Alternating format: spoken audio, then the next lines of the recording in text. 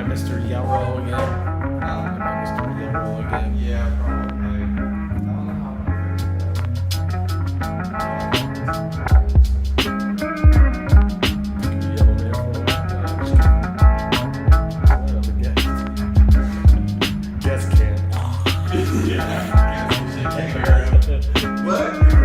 Purposely added the stack. It's a bit more of a business together. A lot harder. Yeah, but eventually I gotta upgrade this table. If I got a better table, like a solid wood table, it'd be perfect. But that's... Yeah, you gotta race with the butt to the track, man. Exactly. Welcome back to The Flexible Mind. We appreciate you listening. We're back with part 2 of our immigration talk, and then, whatever comes afterwards out of this. But we left off last with the children who were at the border and things like that, and I said I had something interesting to tell you. And what I found was that the media recently were citing that 1,500 plus children had been lost by the government. And so many people jumped at that, and they just were sharing articles, and they were constantly pushing this narrative. But when you look at the details of what's actually in that number, you found that of those 15 children, a lot of them were simply just people not answering the phone. So what I think it's called ORR, Office of Refugee Relocation or Resettlement, yeah. I think it is. They were the ones who basically reported this information, and basically if they called the kid or the family who had been settled in the United States, and then they didn't answer, they would just write unable to, contact or something like that, and then they would be labeled under this missing or lost children, and the media just runs with it, and it's just absolute bullshit. And from that fact, it's just another example of how the media just misconstrues the facts to push a narrative, and it's honestly to me it's just bullshit. It's just absolute bullshit, and I don't understand why the media has to consistently lie or manipulate the narrative when they could just tell the truth and be, blunt with it. You know what I mean? Well, the media is the left now. I mean, they're one and the same. They work hand in hand. I mean, if you look at the kind of coverage that you see in basically all media, I mean, you're going to have your Fox Newses that are going to be more right. And then you've got your MSNBCs that are real heavy left, but they don't hide it or anything like that. It's like MSNBC, Rachel Maddow. I mean, she's proud of what she does, and she doesn't exactly hide behind it the fact of what she's doing. They cover things a lot more differently. They make themselves out to be the heroes of the day. Mm-hmm. And they're really not. I mean, they're a propaganda arm. I sat and watched last night a little bit of CNN because I noticed they weren't covering the rally that President Trump was doing for the guy that's going to be governor of South Carolina. So they don't cover it anymore because he calls them out fake news and everything, makes fun of them. Yeah. And so I can understand why they don't. They send their reporters there anyway. And it was kind of funny because there was a picture with Jim Acosta, their lead White House reporter for CNN, and he's giving the report back to the home base, and he's on screen on TV, and there's a big sign in the background that says CNN sucks right over his shoulder. No. It was I had to pause it, and I told my wife, I said, honey, you got to come see this. Because it was like, there was no way they were going to let him get away with it. And it's because the people are there's a lot of people in this country, but for the most part, you have two political parties, two ways of thinking, the left and the right, and the people on the right, they're conservatives and they believe you take care of yourself, and if you're too conservative, you believe in smaller government. But if you're on the left, and it seems increasingly crazy, they're violent and militant, and you're evil if you don't think the way they do. Yeah, exactly. It's not like a disagreement anymore. Your words are an attack on me, a physical attack. They see you as an enemy almost. It's like anything you say that goes against their way of thinking or belief, now you're the enemy. And it's scary because this is going to lead to violence. I know it is. I mean, let me read something. We're not endorsing that. No, not at all, actually. This is the whole point. Is there are politicians that are actually egging this on. Yeah, the whole Maxine Waters thing and stuff, okay, right? This is from NPR, okay? So anybody that's your most leftist, trusted source, liberal, whatever, And I'm going to read a NPR is quote of great. what Maxine Waters said, and she is a Democratic representative from Southern California. I'm sorry, from Southern Los Angeles to California. It says, I quote, "If you think we're rallying now, you ain't seen nothing yet," Maxine Waters of California told supporters. "If you see anybody from that Trump cabinet in a restaurant, in a department store, at a gasoline station, you get out and you create a crowd, and you push back on them. You tell them they're not welcome anymore, anywhere." She posted a video of this, or somebody did, onto Twitter on Sunday.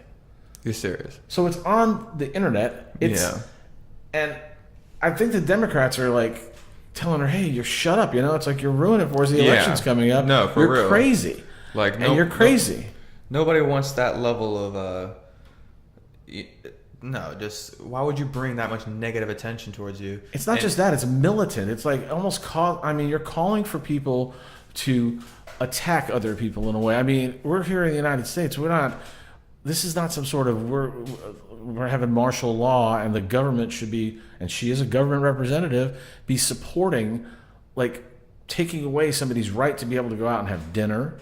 You know what I mean? It happened to Sarah Sanders, the speaker for the press secretary. Yeah. I mean, I have a couple notes on her actually. It's unfortunate, what happens, because you can't even go out to dinner and have a decent meal. No, yeah. You can't go to the movies. For real. And this is the part, like the best part, like what was it, Governor Huckabee, right? Yes, that's her dad. That's her father. Yeah. Is it really? That's her dad, yeah. Oh, well, he said that basically are they really related? That's her dad. Are you serious? Yes. Oh, we gotta check this out. Are you serious? Okay. Anyways. I know enough about her last name is Sarah Huckabee Sanders. All right. Well, maybe. I mean, Huckabees, But yeah, that's true. I don't know.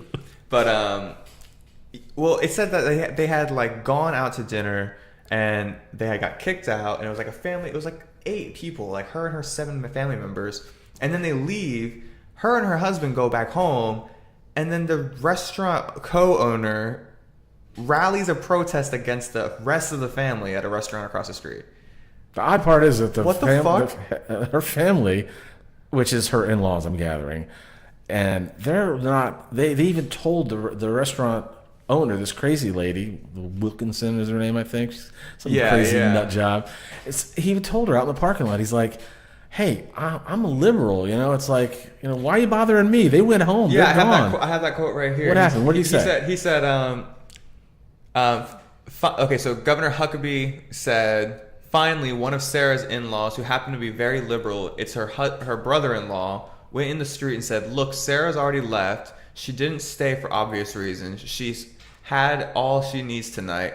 The rest of us are trying to have dinner. I'm a liberal. I'm not a Trump supporter, but you guys aren't helping our cause."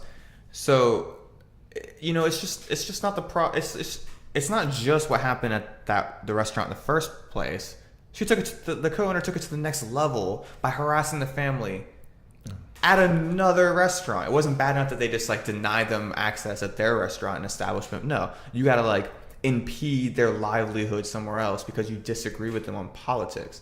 And that just goes to this like ridiculous militant, way of thinking with people nowadays, where they just want to destroy you or like harass you, like this, what Maxine Waters is calling for. Like you're just calling for people's lives to be destroyed, and the liberal trolls out there will fuck people's lives up. I mean, what was that guy? There was a lawyer guy. Remember, who said all those like anti-immigrant things? He was at like a store and he said something about you need to speak English here. He blew up, was all over the internet. His law office was taken away from him. His lease was revoked for his law office, and like tons of other things happened. People hired a mariachi band to follow him around all day, which it's not harassment at all. No, that's hilarious though. Honestly, it's pretty funny. Like good job on that. I'd make the best out of that. That's really. Props out of that. Come on, boys, let's go. But they were just like harassing the shit out of him, and I'm not supporting what he said. It goes to show that as soon as you disagree with some of these people, you're an enemy. You're flat out an enemy, and they want to take you out. And that's the wrong kind of thing. But that's escalation. What you're talking about is escalation. And it's what happened at that restaurant in Lexington, Virginia, with Sarah Huckabee Sanders' family and her, and the crazy nut job lady that owned the Red Hen Don't ever eat there. The place looks tattered on the outside. Look at it online. Yeah, I've never looked at it, but I saw it online. It looks pretty bad. I just wouldn't endorse a restaurant that does seriously. that to their patrons. You shouldn't be You're in the food business of punishing people for their social injustices. No, and that's a form of discrimination if you wanted to play that fucking card. Yeah, but you know what? These people are higher than that. They're better than that. That's why these people on the right aren't fighting back and they're not militant. It's because there are militant rights. There are, yes, but I mean, I'm talking. You got to imagine who are these people attacking? I mean, they're attacking women. Sarah Sanders is being attacked, right? Oh yeah, that's true. Pam Bondi. Yeah, our attorney general. Yeah. She was in a movie theater in Tampa going to see the Mr. Rogers movie.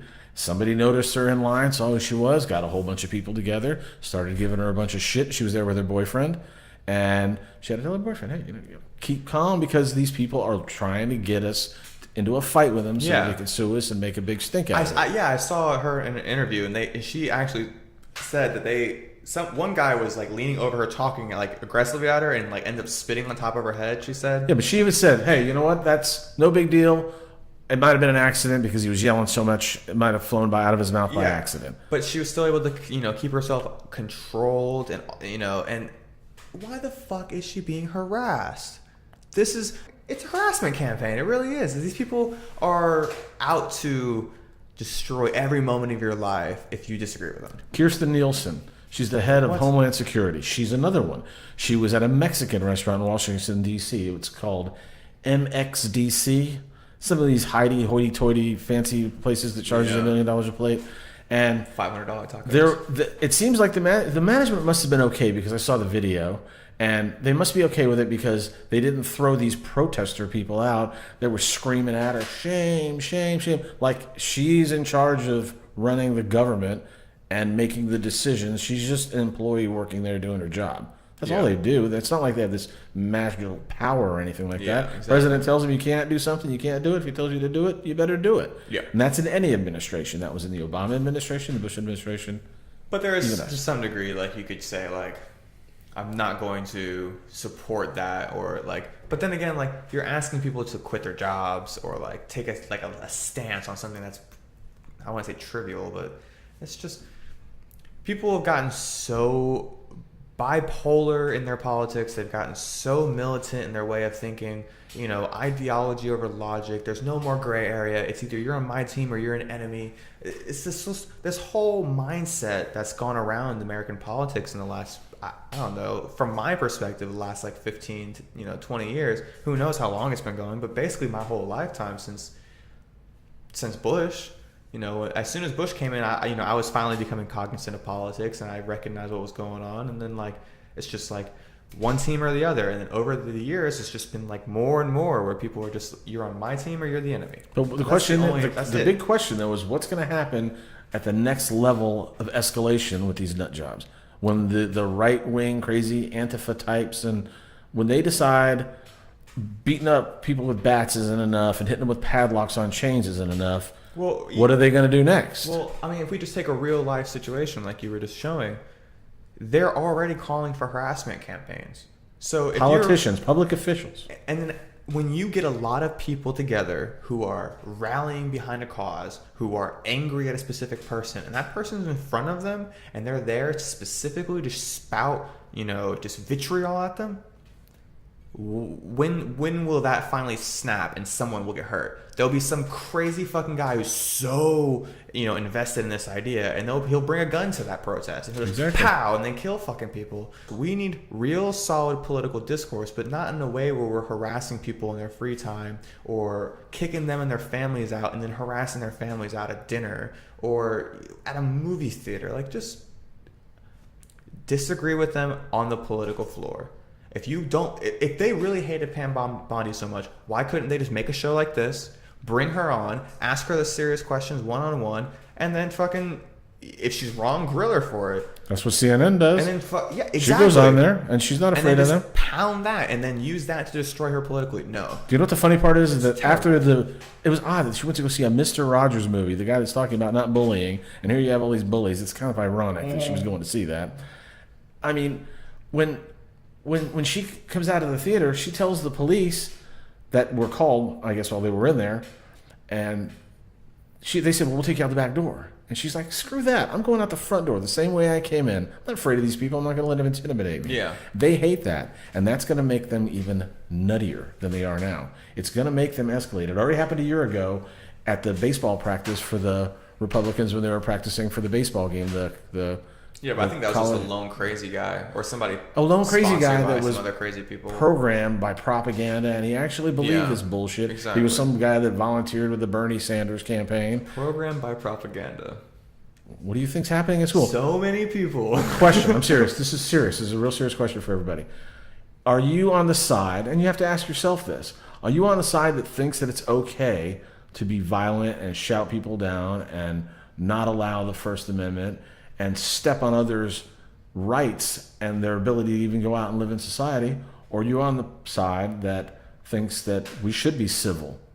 And that's a question that I think a lot of people need to ask themselves. I agree. They really 100%. do. That's a phenomenal point. Because, I mean, I've had to ask myself that question. It's like, really, what side? And it is a side. I want to be on the side of the non-violent people. It's weird that the people that are the most violent seem to be the least armed.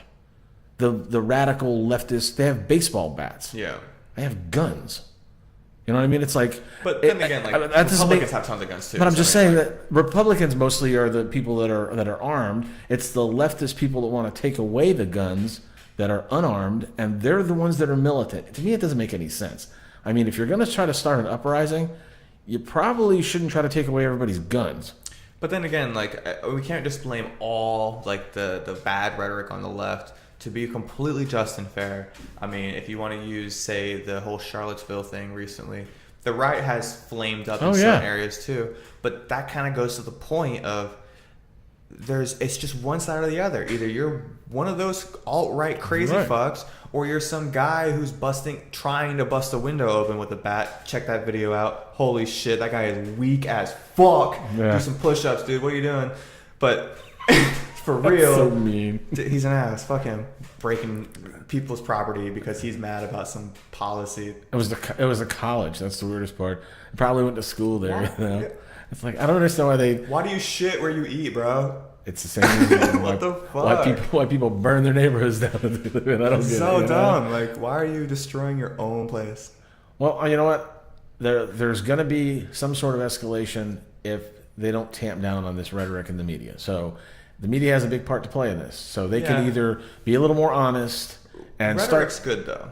They should actually put a little news on to actual news instead of opinion all the time. Yes, and then conveying opinion as news. Sean Hannity's show, for example, he has good content, no doubt. Yeah. Here and there, you know, like I 100% agree with some of the shit he says. Other times I'm like, well, you're a little biased, but the whole point is that is displayed as news, but that's actually political commentary. It's the same thing as this would be. It's just he has a whole team who's invested in making sure he's right because somebody's gonna come up behind him and grill his ass if he's wrong about anything. Yeah, but I've heard him say on that. TV before though that he's definitely not a newsman. He does news, but he said he's a political commentator. Yeah, he admits it. Bill O'Reilly was the same thing. Yeah, they admit it. And I mean, yeah, but then you have like say who's that? The girl on MSNBC, I think it is, who pretended she had all the tax information for Trump. The lesbian girl. You guys are going to hate me now for saying that. Rachel Maddow? Rachel Maddow. I can never remember that guy's name either. That guy's name. Sorry. He's got the worst hair. She's got the worst haircut. Yeah, that's terrible. Got to get a new barber, seriously. Oh, my God. Yeah. Yeah, she needs a little bit. But, you know what, whatever. That's not fair. The whole point was, you know... Rachel Maddow just sucks.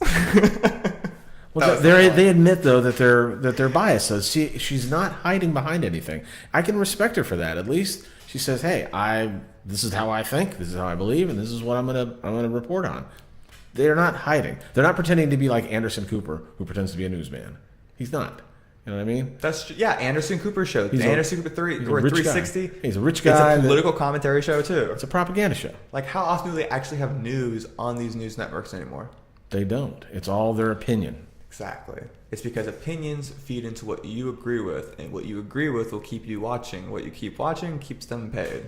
So they've sold out true, factual, and frank information, how news used to be 30 years ago, and they sold that out for ratings and being number one and, you know, appealing to their base, just like political, you know, contenders or anything like that.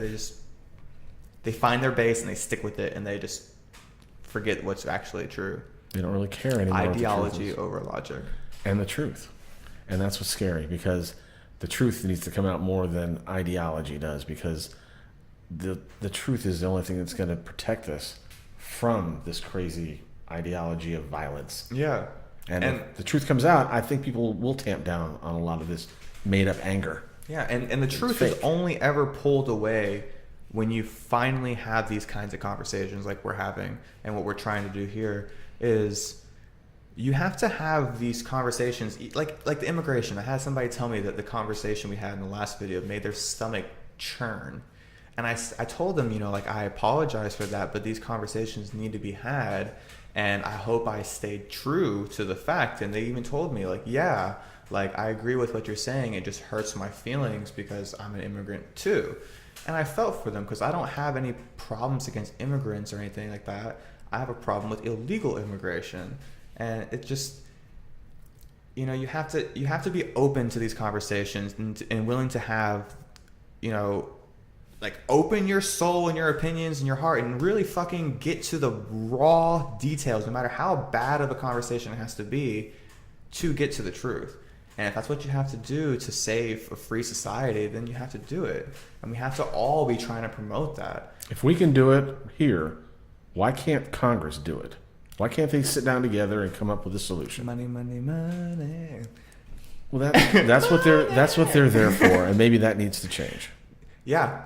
No, and we could come back to that actually with because of the whole, you know, unlimited political campaigns and super PACs and, you know, like that kind of stuff. That's a question and an answer for a whole nother show. Yeah, that's true. Appreciate you guys listening. Thank you very much. Thanks for having me back. Thanks for being on, Dave. Appreciate it. Thank you.